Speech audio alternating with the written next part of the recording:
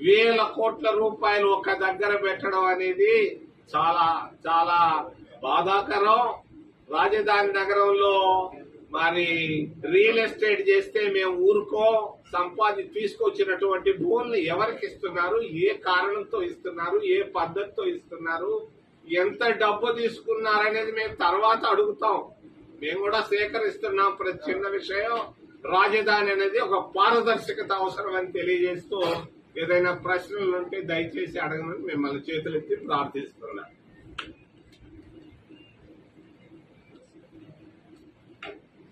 రాజధానిలో కిలోమీటర్ 63 కోట్ల రూపాయలతో రోడ్ చేస్తున్నారు.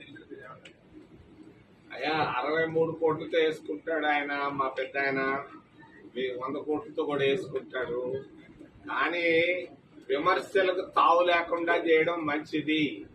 విమర్శలు బాగా వినపడుతున్నాయి. రాయలసీమ జిల్లాల్లో ఎవరు సంతోషంగా లేరు, ఎవరు గుంటూరు వైపు రావటం లేదు, లోపల మదన పడుతున్నారు. విమర్శలకు తావు లేకుండా ఏ పని చేసినా బాగుంటుందని తెలియజేస్తారు.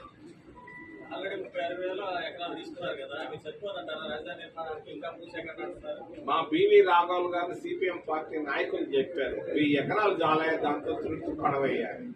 36,000 ఎకరాలు తీసుకున్నారు. మళ్ళా ఇంకో 40,000 ఎకరాలని నిన్న ఒక ఆయన చెప్తుంటే విన్నాను. ఇవన్నీ విమర్శలకు దగ్గర అవుతున్నారు. ఇది ఒక రియల్ ఎస్టేట్ కేంద్రంగా తయారు కాకూడదు. రాజధాని ఒక పవిత్రత ఉంది, దాన్ని జాగ్రత్తగా మెయింటైన్ చేయాలని నేను కోరుకుంటున్నాను. కీలకంగా ఉన్న వాళ్ళంతా కూడా అనేక కేసులు నమోదవుతున్నాయి.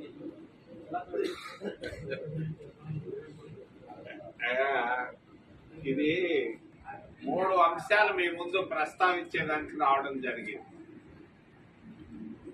మొదటిది యుద్ధం,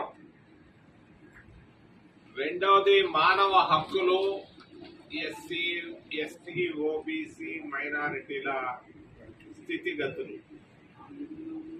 మూడవది రాజధాని.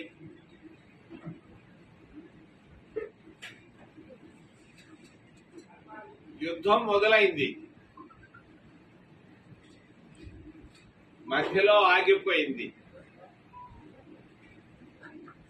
అందరం ఊహించాం 1971 ఇందిరాగాంధీ చేసినట్టుగా యుద్ధం జరుగుతుంది అని అనుకున్నాం. లేదు 1999లో వాజ్పేయి కార్గిల్ యుద్ధం లాగా ఉంటుందని అందరం ఊహించాం. నేను యుద్ధ వీరులకు, వారి సైనికులందరికీ తల వంచి వినయంగా వాళ్ళకి నమస్కారాలు తెలియజేసుకుంటూ మోడీ గారు యుద్ధాన్ని ప్రారంభించిన తర్వాత మధ్యలో ఆగిపోయారు. అమెరికా జోక్యం బాగా కనిపిస్తా ఉంది. ట్రంప్ చేతుల్లో మోడీ కీలుబొమ్మగా మారాడు అని అందరూ అనుకుంటున్నారు ఢిల్లీలో. నేను అంటలేదు, కానీ అందరూ అనుకుంటున్నారు. ట్రంప్కి భారతదేశానికి ఏంటి మధ్యలో రహస్య ఒప్పందం?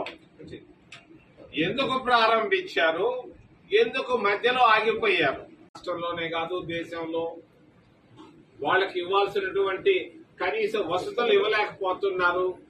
విద్యా సంస్థల్లో కావలసినటువంటి వాళ్ళకి ఇవ్వాల్సినటువంటి సీట్లు ఇవ్వలేకపోతున్నారు.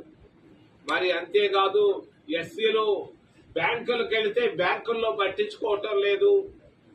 25% ఉన్నటువంటి ఎస్సీ ఎస్టీలకు బ్యాంకుల్లో ఇస్తున్నటువంటి రుణాలు 1% లోపు. 1% ఉన్నటువంటి మార్వాడీలకు బ్యాంకు లోన్లలో 50% ఇస్తున్నారు.